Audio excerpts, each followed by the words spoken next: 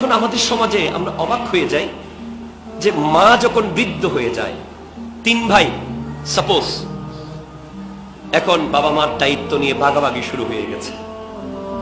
এক ভাই বলে, বাবা মা আমার কাছে অথবা মা আমার বাসায় 1 মাস থাকবে, তোমার বাসায় 1 মাস, তোমার বাসায় 1 মাস।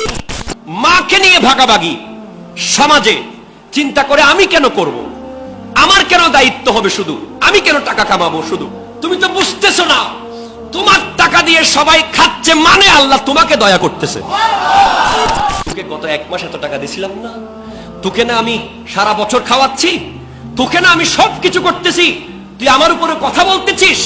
এই কথা বলার সাথে সাথে আপনার সবকিছুর গুনাহ কেটে দিলেন।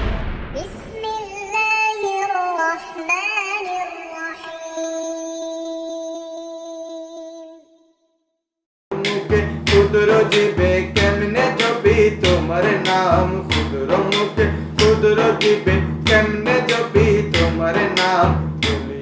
আমাদের দেশে একটা পরিবারে কারো 2 সন্তান, কারো 3 সন্তান, কারো 5, কারো 10 সন্তানও আছে। আলহামদুলিল্লাহ বলেন। সংসারে সবাই কিন্তু ইনকাম করতে পারে না। মনে রাখবেন, আপনার ঘরে আপনি বড় ছেলে, অথবা আপনি ছোট ছেলে, অথবা আপনি মেজো ছেলে, আপনি মনে করছেন যে সব ইনকাম তো আমিই করছি, সবাই আমার উপরে খাচ্ছে, আছে না নাই? এই চিন্তা প্রায়ই চলে আসে আপনার। কিরে, আমি সারা রাত খাটি, সারা দিন আমি খাটাখাটি করি, আমার উপরে আমার ভাই খাচ্ছে, আমার মা, আমার বাবা, আমার ভাইয়ের বউ, ভাইয়ের সন্তান, আবার একটা বোন শ্বশুর বাড়ি থেকে চলে এসেছে, সেও আমার উপরে, অথবা আপনার ফুফু আপনার উপরে। এরকম একটা পরিবারের কোন একজন ব্যক্তিকে আল্লাহ স্পেশাল দয়া করে তার নিজের জন্য না, সবার জন্য। আপনার জন্য 10,000 টাকা যথেষ্ট নিজের জন্য, কিন্তু দেখবেন আপনি কামাই করছেন 1 লাখ টাকা। আপনি মনে করবেন না যে এই 1 লাখ টাকা আপনি নিজের জন্য কামাই করছেন। আপনি যখন অন্য আরেকজনের দায়িত্ব নিয়েছেন, আল্লাহ আপনার দায়িত্ব নিয়েছে। এখন আমাদের সমাজে আমরা অবাক হয়ে যাই যে মা যখন বৃদ্ধ হয়ে যায়, 3 ভাই সাপোজ, এখন বাবা মার দায়িত্ব নিয়ে ভাগাভাগি শুরু হয়ে গেছে। এক ভাই বলে, বাবা মা আমার কাছে অথবা মা আমার বাসায় 1 মাস থাকবে, তোমার বাসায় 1 মাস, তোমার বাসায় 1 মাস। এই বাস্তব চিত্র সমাজে আছে না নাই? আছে। ওই বৃদ্ধা মা যার একটা ওষুধ নিয়ে, যার একটা গ্যাস্ট্রিকের ওষুধ পর্যন্ত ভাগ করে, এরকম সন্তান বর্তমানে আছে। 30 দিন যখন চলে গেল, 31 দিন হলে একটা ট্যাবলেট কেনার মতো টেন্ডেন্সি ওই সন্তানের নাই। কেন? বলে, আজকে থেকে তো আমার ভাইয়ের ভাগে চলে গেছে, আজকে থেকে আমার ভাগে আর নাই। মাকে নিয়ে ভাগাভাগি সমাজে চিন্তা করে আমি কেন করব, আমার কেন দায়িত্ব হবে, শুধু আমি কেন টাকা কামাবো, শুধু তুমি তো বুঝতেছো না তোমার টাকা দিয়ে সবাই খাচ্ছে, মানে আল্লাহ তোমাকে দয়া করতেছে। কথা জোরে বলেন না, ঠিক কিনা? তোমার ইনকামের উপরে তোমার ভাই চলতেছে, তোমার ইনকামের উপরে তোমার বোন চলতেছে, তোমার ইনকামের উপরে তোমার মা বাবা চলতেছে।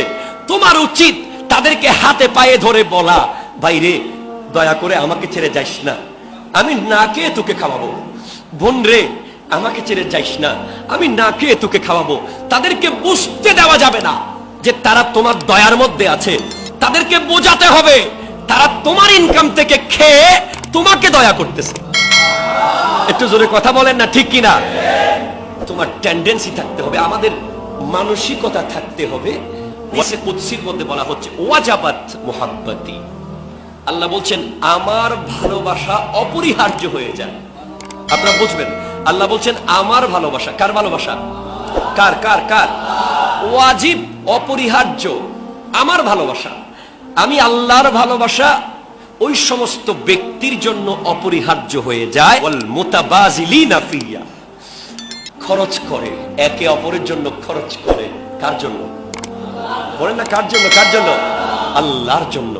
আল্লাহর জন্য খরচ করে, তার জন্য আল্লাহর ভালোবাসা অপরিহার্য হয়ে যাবে। তাহলে আজকের পর থেকে কি মনের মধ্যে আসবে সেটা? একটু কথা বলেন, আসবে? আসবে? মনে মনে এটা যেন কখনো না আসে। আপনার ওয়াইফ আপনাকে হয়তো বলতে পারে, তুমি সারা রাত খাটো, তোমার ছোট ভাই তোমার টাকায় খায়, তুমি সারা দিন শুধু খাটো, তোমার ভাই বেকার। হ্যাঁ, তাকে আপনি কাজের জন্য চেষ্টা করবেন, কিন্তু অপমান করবেন না, কারণ সেও কিন্তু আল্লাহর বান্দা। আপনার বাসায় একজন ফুফু হয়তো চলে এসেছে, স্বামীর সংসার থেকে চলে আসতে হয়েছে, কিংবা আপনার একটা বোনকে চলে আসতে হয়েছে, মনে রাখবেন সেও কিন্তু আল্লাহর বান্দিনী কিংবা আল্লাহর বান্দা। আপনি তাকে একটা টাকা যে খাওয়াচ্ছেন, এটার বিনিময়ে আপনি কিয়ামতের মাঠে আল্লাহ আপনাকে নূরের মিম্বর দেবে। কি দেবে? কি দেবে বলেন? নূরের মিম্বর দেবে। হ্যাঁ, আবার আমরা দেখি খাওয়াই, ঠিক, অনেকে আছে খাওয়াই, খাওয়ানোর পরে হঠাৎ কিছু একটা হইলেই রাগের উপরে বলে দিই, এই তোকে গত 1 মাস এত টাকা দিছিলাম না, তোকে না আমি সারা বছর খাওয়াচ্ছি, তোকে না আমি সবকিছু করতেছি, তুই আমার উপরে কথা বলতেছিস। এই কথা বলার সাথে সাথে আপনার সবকিছুর গোড়া কেটে দিলেন। বলতে পারবেন না, বলা যাবে না বাবারা।